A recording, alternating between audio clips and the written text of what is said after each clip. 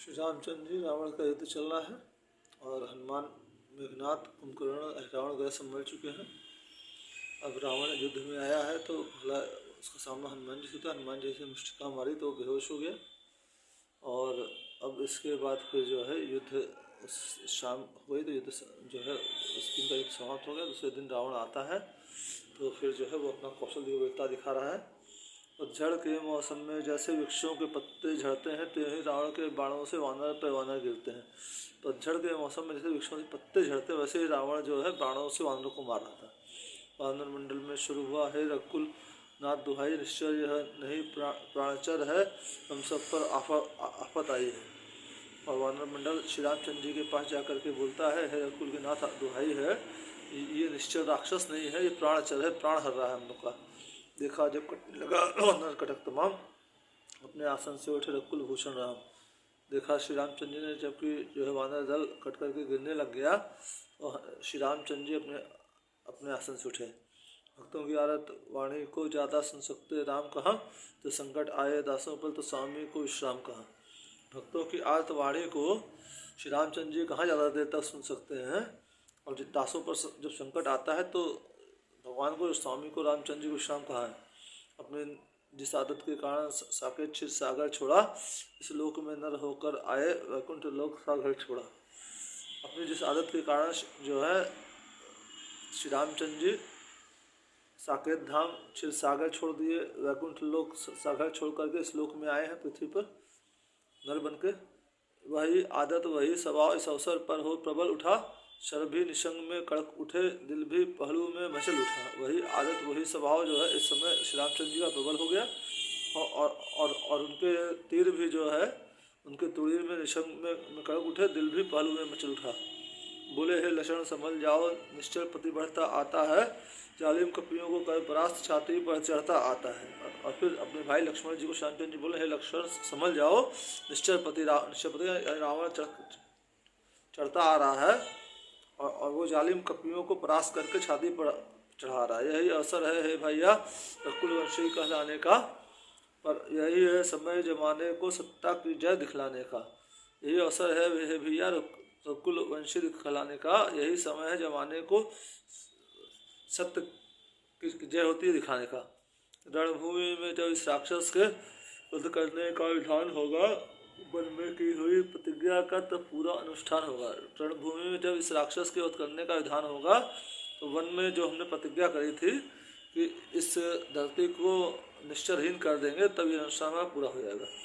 यह शांति स्वरूप ने ठीक किया धनुर्बाण, मानो आज समुद्र में आया कुछ तूफान। यह कहकर के शांति स्वरूप श्री रामचंद्र जी ने अपना धनुष्बाण ठीक किया, मानो समुद्र में आज तूफान आ गया है।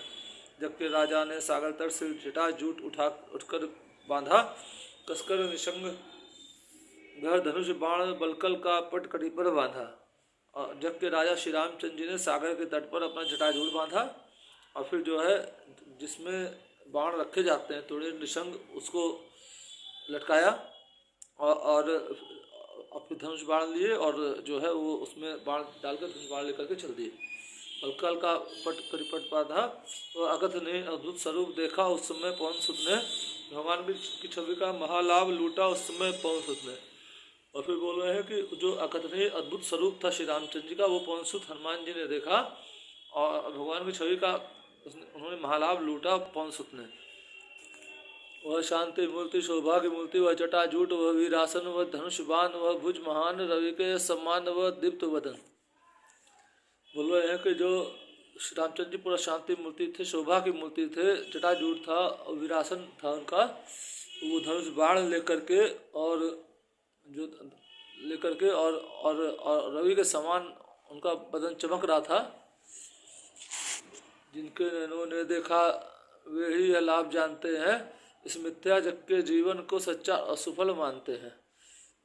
जिनके नैनों ने देखा वही इसका लाभ जानते हैं और वो इस मिथ्या के जग के जीवन को फिर जो है नहीं मानते और इसी को सच्चा सफल मानते हैं।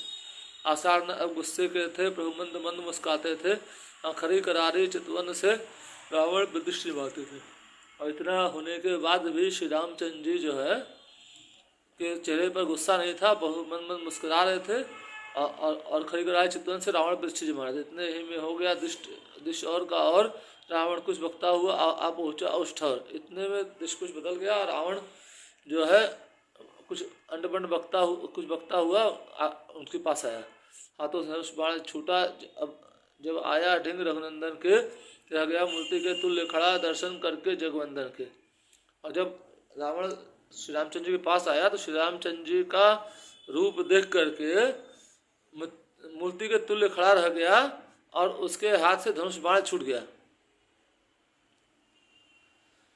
पिछले जन्मों का ध्यान हुआ या नए लाभ पर दृष्टि पड़ी, पहला उठा व सूखा मृत की दृष्टि पड़ी। पिछले जन्मों का उसको ध्यान हुआ है और या फिर नए लाभ उसके मन में आया है। उसका जो सूखा वन है वो लहला उठा है। जब उसके ऊपर जो है श्री रामचंद्र जी की दृष्टि पड़ी तब उस वैरी भक्त का प्रभु ने खींचा ज्ञान, भूला पिछली बात सब और छाया अभिमान। तब उसके वो जो पिछला जन्म का उसको याद आ रहा था, प्रभु ने सब खींच लिया उसका ध्यान और पिछली सब बात भूल गया और उसके ऊपर अभिमान छा गया।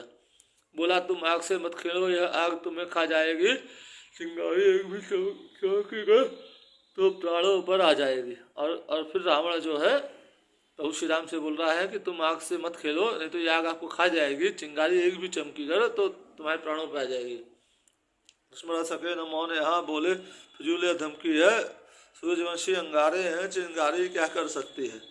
लक्ष्मण जी मौन नहीं रह सके और ये बोले कि फिजूल तुम्हारी ये धमकी है, सूरजवंशी अंगारे हैं, ये चिंगारी तुम्हारा यहाँ क्या कर सकती है हमारा। लक्ष्मण लाल की बात सुन गरज उठा दशभाल, बोला तो आओ लड़ो हे छत्री के लाल। लक्ष्मण जी की बात सुन करके दशभाल यानी रावण जो है गरज के बोला जो है अगर ऐसी बात है तो आओ लड़ो मुझसे। राक्षस द्वारा आमंत्रित हो भगवान युद्ध करने उठे, या भूपति भूमि के पति सब भूमि भार हरने उठे। राक्षस के द्वारा जो आमंत्रण पाके रावण के द्वारा भगवान युद्ध करने के लिए उठे, या भवपति भूपति मतलब जो है पूरे संसार के त्रिलोक के पति भूमि भार हरने के लिए उठे। श्री रामचंद्र हाथों में धनुष बाण लेकर सत्वर वे शांति स्वरूप चले। हाथों में धनुष बाण लेकर के श्री रामचंद्र जी चले वहाँ से त्रिभुवन का कष्ट मिटाने को दियातु त्रिभुवन भूप चले। और तीनों लोगों का कष्ट मिटाने के लिए तीनों लोगों के स्वामी श्री रामचंद्र जी चले। मंगल भवन मंगलहारी द्रवंश दशरथ अजिर बिहारी दीन दयाल विरद संभारी हर नाथ मम संकट भारी। मेरा नाम संदीप कनौडिया है, मैं भदोही कालीन नगरी से हूँ। मेरा चैनल ज़्यादा से ज़्यादा लाइक करें, सब्सक्राइब करें, फॉलो करें, शेयर करें, ये सब आप लोग की बड़ी कृपा होगी। जय श्री राम, जय माता जानकी, जय वशिष्ठ मुनि, जय महाराज दशरथ, जय कौशल्या माता, तीनों माताओं की जय। हर हर महादेव, हर हर महादेव, हर हर महादेव।